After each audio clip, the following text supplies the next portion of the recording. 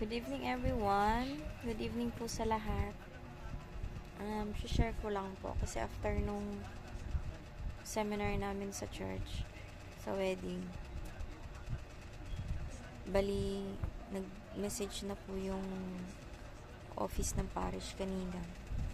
So, schedule na po namin ang canonical interview Saturday.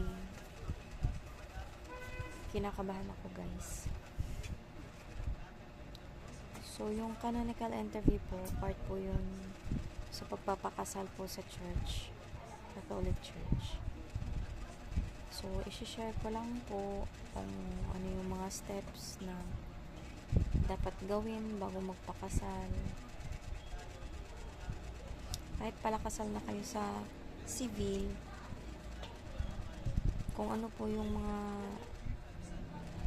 gagawin sa church, susundin nyo pa rin yun.